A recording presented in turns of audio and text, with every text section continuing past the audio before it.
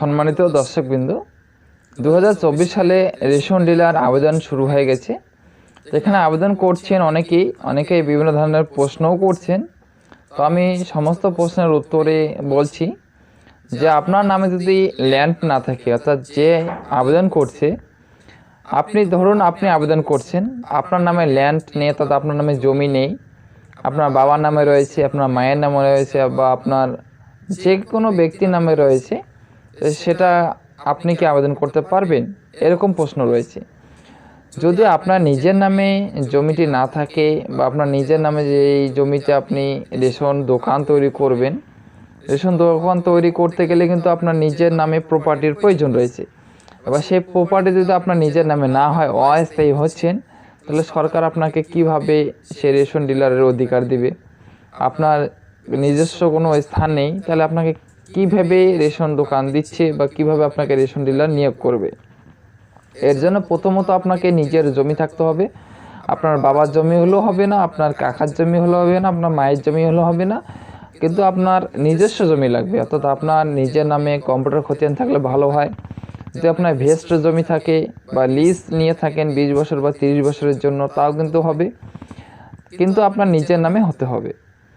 এবার আসছে যে অ্যানেক্সার 1 ফর্মটি আমরা কোথায় পাবো? অ্যানেক্সার 1 ফর্মটি আপনারা পেয়ে যাবেন। অ্যানেক্সার 1 ফর্ম পাওয়ার জন্য আমার ভিডিও ডেসক্রিপশন বক্সে লিঙ্ক দিয়ে রাখবো, সেখান থেকে আপনারা ডাউনলোড করে নিতে হবে। এবার আপনাদের এই অ্যানেক্সার 1 ফর্ম দিয়ে কিন্তু আপনাদের কোনো কাজ হবে না। এই অ্যানেক্সার 1 ফর্মটি আপনি আপনার যে নিকটবর্তী কোর্ট রয়েছে, আপনি যে ডিস্ট্রিক্ট থেকে ভিডিওটি দেখছেন, সেই ডিস্ট্রিক্টের কোর্টের যে ম্যাজিস্ট্রেট রয়েছে, সেখানে গিয়ে আপনাকে বিস্তারিত বলতে হবে যে আমি রেশন ডিলারের জন্য আবেদন করব, এবং আবেদন করতে গেলে আমার কি কি প্রয়োজনীয় ডকুমেন্টস লাগবে। সেখান থেকে কিন্তু ওখানে যে উকিল রয়েছে, সেই উকিলরা আপনাকে অ্যানেক্সার 1, অর্থাৎ আপনাকে একটি স্টাম্পের মধ্যে সেই অ্যানেক্সার 1-এর যে সমস্ত যে কেটিডি রয়েছে, সমস্ত যে নির্দেশাবলী রয়েছে, সেই নির্দেশগুলো ওখানে উল্লেখ করে সেখানে আপনাকে ম্যাজিস্ট্রেটের সই এবং সিগনেচার নিয়ে আসতে হবে।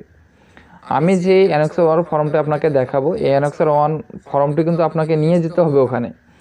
এটা আপনি প্রিন্ট আউট করে নিয়ে যাবেন, নিয়ে গিয়ে ওখানে দেখাবেন। দেখালে ওনারা বুঝতে পারবেন। এটা দেখে ওনারা পুনরায় আবার স্টাম্পের উপর লিখবেন, একটি ডেমো স্টাম্প নেবে, সেই ডেমো স্টাম্পের উপর ওটা নিচে রাখবে, এবং যেটা স্টাম্প 50 টাকা হোক 100 টাকা হোক, যেটাই হোক না কেন, ওটার উপরে লিখে দিয়ে আপনাকে কিন্তু ম্যাজিস্ট্রেটের সই নিতে হবে। ম্যাজিস্ট্রেটের সই নিয়ে আপনাকে যখন আপনি এই রেশন ডিলারের জন্য আবেদন করবেন, সেখানে কিন্তু আপলোড করতে হবে। শুধু অ্যানেক্সার 1 ফর্ম হলে হবে না, কিন্তু আপনাকে যে মেডিকেল ফিটনেস সার্টিফিকেটও তৈরি করতে হবে, এবং আপনি যে জমিটা থেকে এই রেশন ডিলারের জন্য আবেদন জানাচ্ছেন, সেই জমির একটি স্কেচ ম্যাপ তৈরি করতে হবে। সেই স্কেচ ম্যাপটিও কিন্তু এখানে আপলোড করতে হবে। এবং আপনার ব্যাংকের যে অ্যাকাউন্ট রয়েছে, আপনার ব্যাংকের যে বই রয়েছে, সেই ব্যাংকের বই কিন্তু আপনাকে 50,000 টাকার বর্তমান থাকতে হবে, মানে বর্তমান 50,000 টাকা থাকতে হবে। সেরকম একটি স্টেটমেন্ট 6 মাসের বা 1 বছরের একটি স্টেটমেন্ট তৈরি করে নেবেন বা বের করে নিয়ে কিন্তু সেটাও কিন্তু এই আবেদন করার সময় আপলোড করতে হবে। এবং আপনার বাড়িতে যখন ভেরিফিকেশন আসবে, সেই ভেরিফিকেশনে কিন্তু ওটা আপনাকে দেখাতে হবে যে আপনার স্টেটমেন্ট যেটা বের করে নিয়ে আসছেন, সেটা কিন্তু ওনারা নিয়ে চলে যাবেন। আপনি যে মেডিকেল ফিটনেস সার্টিফিকেটটি বের করে আনছেন, সেটাও নিয়ে চলে যাবেন। আপনি কোর্ট থেকে যে অ্যানেক্সার ফর্ম, যেটা ম্যাজিস্ট্রেটের কার্ড থেকে সিগনেচার এবং সই করে নিয়ে এসেছেন, সেটা কিন্তু ফুড সাব ইন্সপেক্টর যখন আপনার বাড়িতে বা আপনার যেখানে যে জমিটাতে রেশন ডিলারের জন্য আবেদন করেছেন, সেই দোকানের জায়গায় এসে ভেরিফিকেশন করবেন।